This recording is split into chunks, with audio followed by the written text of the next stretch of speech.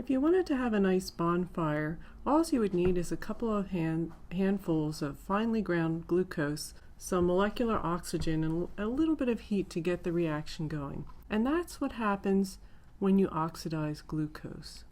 Glucose combines with molecular oxygen and is a highly favorable reaction that forms carbon dioxide and water. Now, of course, glucose doesn't combust in our body, but this highly favorable reaction is what allows reactions to go in our body. And it's very favorable, exergonic, minus 686 kilocalories per mole. And the molecular formula for this reaction is shown here. So you have glucose combining with molecular oxygen to form carbon dioxide and water.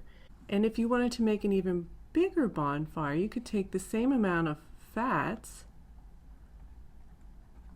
some molecular oxygen, which would rapidly combust if you added a little bit of heat, to carbon dioxide and water.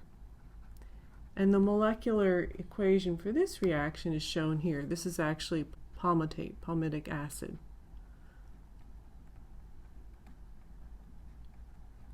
And this is even more favorable than glucose oxidation, around 2,300 kilocalories per mole.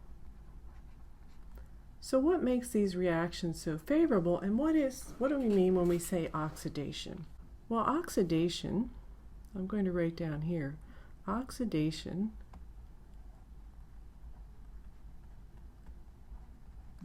is losing electrons.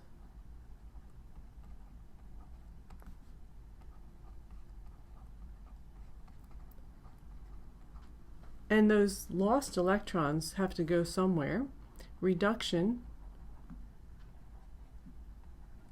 is gaining electrons.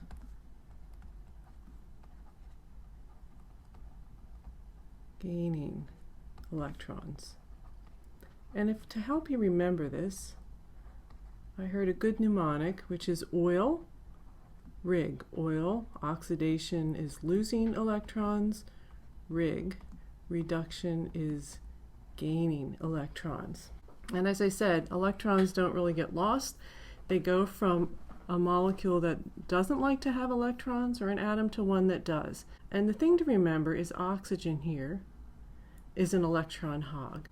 And what you see on this palmitate is that it has 24 hydrogens. These are hydrides, right? A hydrogen atom has one valence electron, which draws a dot.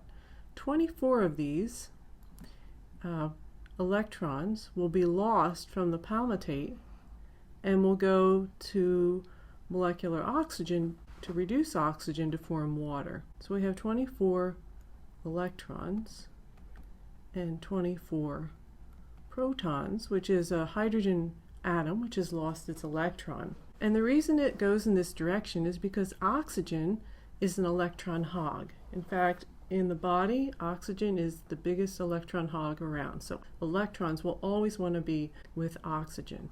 But what about carbon? It's a little harder to see how the electrons go from a palmitate, which is reduced, to carbon dioxide, which is oxidized. To see that a little better, let's look at the oxidation state of some molecules that we know. So here we have the Lewis dot structures for ethane, which is fully reduced, 2 carbons, saturated alkane. Ethanol, which has one oxygen attached to, this is carbon 1,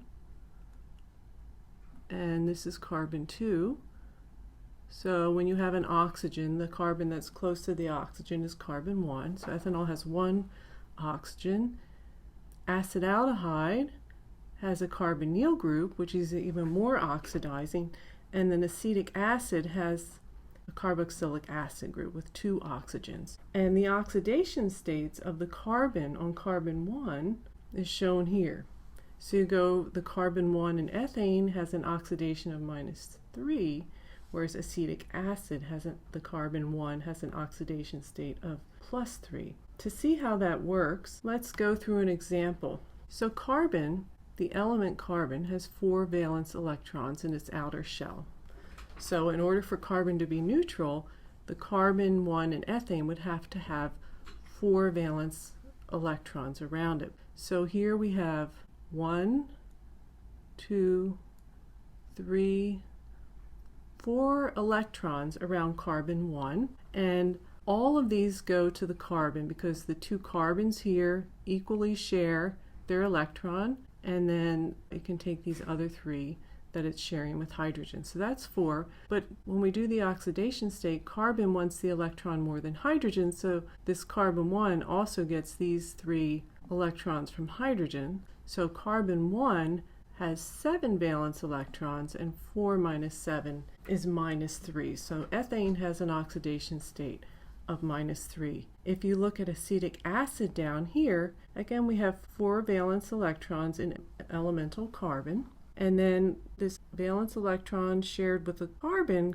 goes with the carbon, but the other 3 valence electrons in carbon are shared with oxygen, which is a hog and takes those. So here carbon 1 only has 1 valence electron in acetic acid, so that gives you an oxidation state of plus 3. So as you add more oxygen to a carbon, it gets more oxidized because the oxygen is an electron hog, and that contributes favorably to the free energy of oxidation of fats and glucose. So now let's look at the stages of catabolism. In the first stage, you have fats, carbohydrates, and protein, which you eat when you eat food, but they have to be broken down to smaller units, so the fats are broken down into fatty acids and glycerol, which can be taken up by cells in your gut. The carbohydrates are broken down into glucose and other monosaccharides, which can be taken up by the gut and into the blood, and the protein is broken down into amino acids. This is really the preparative stage that is necessary to get the fats and carbohydrates into your blood, and no energy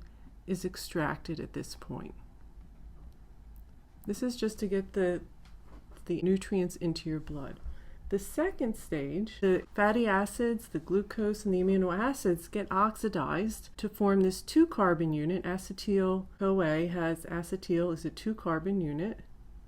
And as these fats and glucose and proteins are broken down to this 2-carbon unit, the electrons are stored in these cofactors, NADH and FADH2. So you have electrons and protons that are stored later for stage 3. So in all of these cofactors, when you break down amino acids, fats, and carbohydrates or glucose, you store some electrons, and acetyl-CoA is used for stage 3. Now there is some ATP generated in this stage, so there is some energy, but most of it is getting ready for the third stage. So there is some energy extracted here. In the third stage, the acetyl-CoA is further broken down to release 2 units of carbon dioxide and extract more electrons, and this is the citric acid cycle. And also in this stage, then, these electrons and protons that are extracted from breaking down the 2-carbon unit of acetyl-CoA are used to reduce oxygen to water to make lots of ATP, and this is oxidative phosphorylation. And this is the stage where lots of energy is extracted. A lot of energy is extracted because you've now completely oxidized all the carbons so that they are carbon dioxide. So that's how fuel oxidation is used to generate energy in our body.